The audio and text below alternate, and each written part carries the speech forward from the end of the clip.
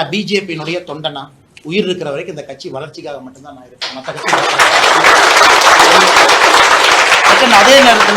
அதே நேரத்தில் கட்சி ஒரு முடிவெடுக்கும் பொழுது ஒரு தொண்டனாக நான் கட்டுப்படுறேங்கண்ணா. எங்களுடைய தலைவர்கள் ஒரு முடிவு எடுக்கிறாங்க, தொண்டனா கட்டுப்படுறேன்.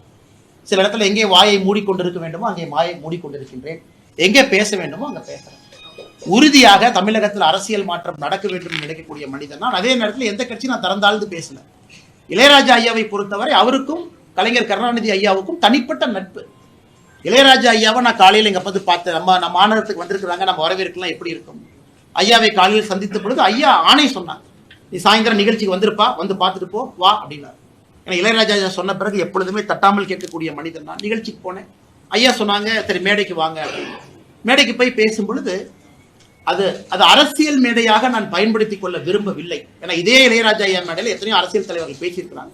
ஆனா இளையராஜா ஐயாவை பொறுத்தவரை அவருக்கும் கலைஞர் கருணாநிதி ஐயாவுக்கும் தனிப்பட்ட நட்பு. ஏன்னா பிறந்த நாளே மாத்திக்கிட்ட நட்பு இருவருக்கும் இருக்காரு, அதை எடுத்து காட்டணும்.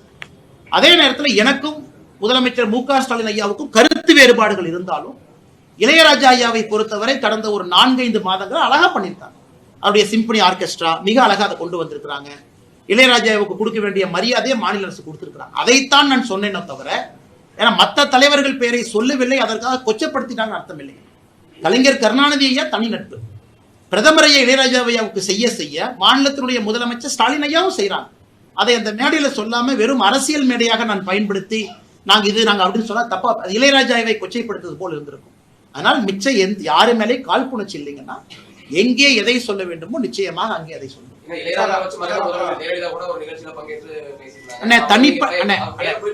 அம்மையார் அவங்க பேரு ஜெயலலிதா அம்மையாருடைய பேரு, தனிப்பட்ட முறையில அது அவங்க கட்சிக்காரங்க இருக்காங்க, எல்லாரும் சொல்லுவாங்க பெரிய ஆளுமை அவங்க, விடுங்கண்ணா. நான் இங்கே குறிப்பாக சொல்லிக் கொண்டிருப்பது மாநில அரசு மத்திய அரசு 2 பேரும் இளையராஜா ஐயாக்கு என்ன செஞ்சிருக்கோம் மேடையில சொல்லிட்டேன். எல்லாரையும் தாண்டி கலைஞர் கருணாநிதி ஐயாவுக்கும் இளையராஜா ஐயாவுக்கும் தனிப்பட்ட நட்பு. அது வேற எந்த அரசியல் தலைவரும் சொல்ல முடியாது, எங்க தனிப்பட்ட நட்பு இருக்கு, அதையும் நான் சொல்லி இருக்கிறேன்.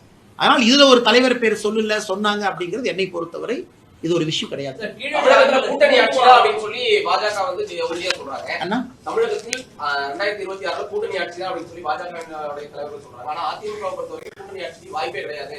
அதிமுக தலைவர் நான் ஏதாச்சும் பேசினா தேவையில்லாம் பஞ்சாயத்து அண்ணா. நான் வந்து இந்த கூட்டணி ஆட்சி கீட்டணி ஆட்சியில எல்லாம் பாஜக ஆட்சின்னு சொல்லிட்டு இருக்கிறேன் நான். ஆனா இன்னைக்கு நம்முடைய கட்சியினுடைய தலைவர்கள் ஒரு முடிவு எடுத்திருக்கிறாங்க. முடிவுக்கு தொண்டனாக நாங்கள் கட்டுப்படுகின்றோம். அது எங்களுடைய தலைவர் நைனா அண்ணா இருக்கிறாங்க, அவங்க எல்லாம் சொல்லுவாங்கன்னா இதுக்குள்ள நான் போக விரும்பல. எனக்கு தனிப்பட்ட கருத்துக்கள் இருந்தாலும் என்னுடைய இதயத்துக்குள்ள இருக்கட்டும், வேற வரும்போது பேசுவோம். அதெல்லாம் வரும்போது பாத்துக்கலாம் அண்ணா. இதுக்கு பதில் சொல்ற சரியான தலைவர் வரும்போது அவங்ககிட்ட கேளுங்க. செய்திகளை உடனுக்குடன் தெரிந்து கொள்ள கீழ்கண்ட கேபிள் மற்றும் டிடிஹெச் நெட்வொர்க்குகளில் எம்நாடு செய்தி தொலைக்காட்சியை காணுங்கள். பாதகம் செய்பவரை கண்டால் நாம் பயம் கொள்ளலாகாது பாப்பா. மோதி மிதித்து விடு பாப்பா, அவர் முகத்தில் உமிழ்ந்து விடு பாப்பா.